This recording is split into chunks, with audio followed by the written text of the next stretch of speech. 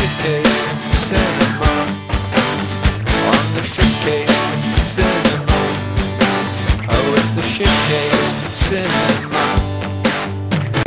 We killed them all. Who killed who? The clown. Yeah, I know what you're thinking. What? There's a sequel to Camp Blood? Well, during my review of Camp Blood, I said as a joke, here's me on a Tarzan swing, hoping that this will land me a starring role in Camp Blood 2. Now, it wasn't until later on that I discovered there was a second and third film in the series. So it starts off with a couple in the woods, and for a few seconds I honestly thought I'd been conned and this was just Camp Blood 1 but in a different DVD packaging. I can't actually say I would have been conned, because do you know how much I paid for this DVD? Imagine you're a little kid and you go into a sweet shop and you only have a lowly 19 pence to your name, and you go into the sweet shop, walk up to the nice kind old man who's standing behind the desk and you go, "Please sir, what can I buy for 19 pence?" And instead of selling you 19 jelly bellies or telling you to get the fuck out of his shop, he casually lifts up Camp Blood 2 on DVD whilst grinning to himself. True story. 19 pence. What a rip-off. So, like with Camp Blood, it's low-budget filmmaking to the max, and I knew it would be. That's the reason I bought it, because I knew it'd be hilariously crap.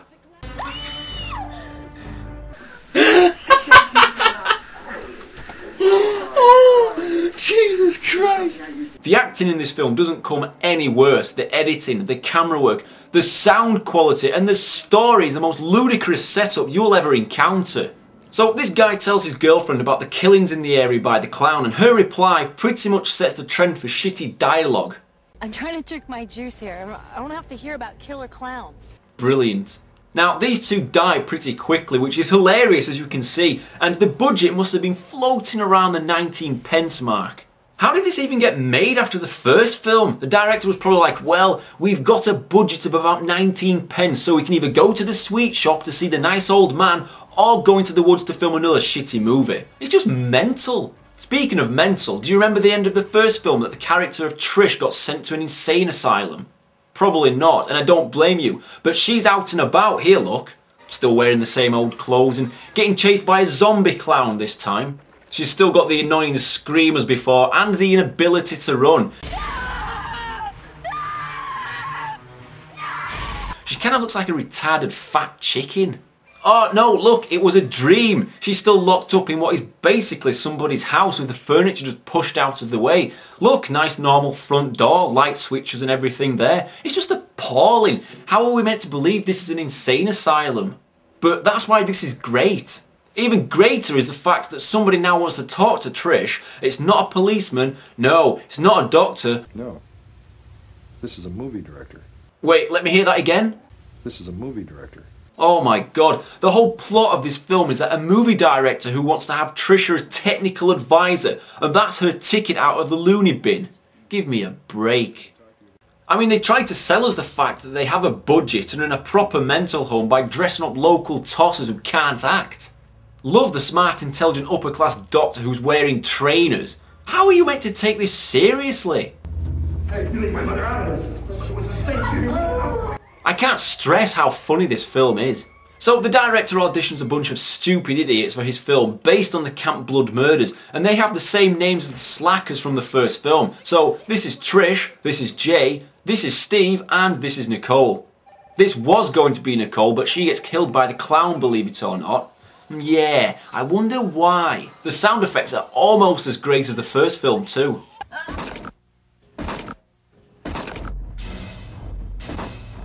Now the weird thing is about this film, it's apparently 90 minutes long, which is a long time for something this crap, but it actually lasts for 73 minutes, which is funnily enough the same length as Camp Blood 1, which also funnily enough fucks up at getting the duration correct, as that's meant to be 86 minutes.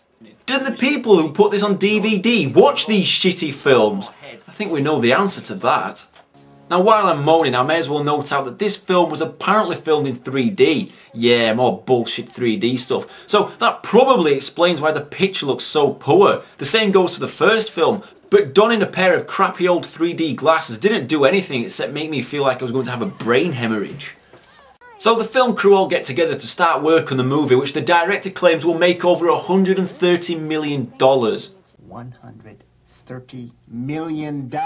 So where's his staff? He's got one camera, right? A drunk guy who does nothing but drink, and this fat four-eyed arsehole who talks gibberish because he's a stoner. Christ. So let's take a look at what I'm sure will be complete bollocks. Now this first scene is a reenactment of this stupid scene from Camp Blood 1, except with worse acting, and sadly it's just not as funny.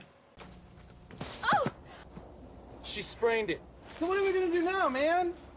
We're gonna carry her. But we gotta get back to the car. Well, we can't just leave her out here, Jay.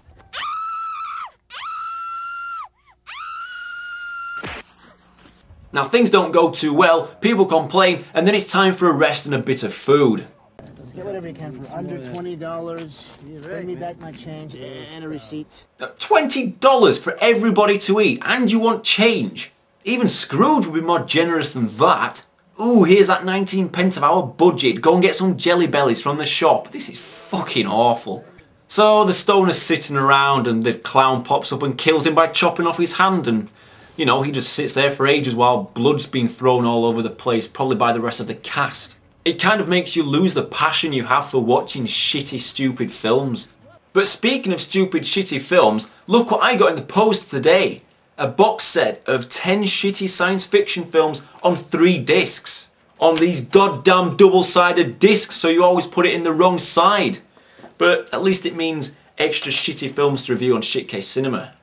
Don't you think it's interesting how the new killer clown is exactly how Trish dreamt about earlier on? Is she psychic or something? No, sorry, I shouldn't question the storytelling in this. My mind simply wouldn't be able to take it. Time for some ghost stories now around the campfire, and Trish tells the movie stars about the story of what happened to her during Camp Blood 1. This film is loaded with flashbacks from the first film. If you chop out the flashbacks, this film will probably total about 60 minutes. Now this reminds me of the campfire story from Camp Blood 1, except look at the difference here. Shit quality, 19 pence budget quality. Yeah, I know, they're both shit. So it's time for another wonderful death scene. This guy comes face to face with the new Freddy Krueger. That's not my demented claim, alright? Blame this dickhead. Could be the next Freddy Krueger if you think about it. And he gets killed by the clown. Straight onto another death scene. See, no dead wood in this film. It's action, action, action non-stop. Honest. And that's not a bad looking effect, actually. Oh, no, that is appalling. Yeah, definitely. This guy's weird. It seems to me that whoever wrote the story couldn't think of any use for this character, so every time he's got something to say, he just randomly asks if there's a toilet and then he runs off. It's lame-o. Todd Beekman, I'm Jay. Is there a water fountain around here? I just need to take a pill. Is there a bathroom around here? You guys know if there's a bathroom around here? So let's cut to him dying just for a giggle. Oh dear me. Watch here as the blood in the water comes from upstream and not the guy's throat. That's amazing. Now sticking with the deaths, the group have all split up as they want to leave the shambles that is the film set, and the clown goes to see the director. Now the amusing thing is he thinks it's a dodgy drunk cameraman, but no, we know better, so cue another amazing death scene. Why does everyone freeze and scream when they could just try to escape or at least fight back? And why is his head smoking? Not smoking, smoking. So the drunk gets killed next, and that leaves Trish and the girl who was portraying Nicole, and guess what? Yeah, she's the clown in this film. Turns out she's also the sister of Harris, the killer from the first Camp Blood film, and she infiltrated the film's casting so that she could kill everyone. Whatever. I told you this storyline was ludicrous. Now this end fight is hilarious, you won't believe how ridiculous it is. They have a dull play fight, fake Nicole gets her arm set on fire, she spontaneously combusts, she freaks out, randomly runs into a tent, the tent instantly becomes engulfed in flames, Trish watches on, probably laughing her ass off most likely, and what? Where's the burning body of fake Nicole? This is bollocks. I'd love to meet the cast and crew of this, to have a drink with them and say, hey, thanks for making me laugh for 90 minutes, no sorry, 73 minutes. So, what does Professor Bruce think to all this? Oh, it's really great. Zardos told me to say so. That is amazing, especially considering the fact that he's never even seen this film, and also that this clip was filmed way over a month ago. But speaking of Zardos, I saw this in an episode of X-Men the other day, and I thought of the giant stonehead himself. But wait, it's not over yet, so don't switch off, because the disintegrated body of fake Nicole has reformed itself, but Trish chops her up, and don't you think the sound effects sound a little bit like a cash till opening up?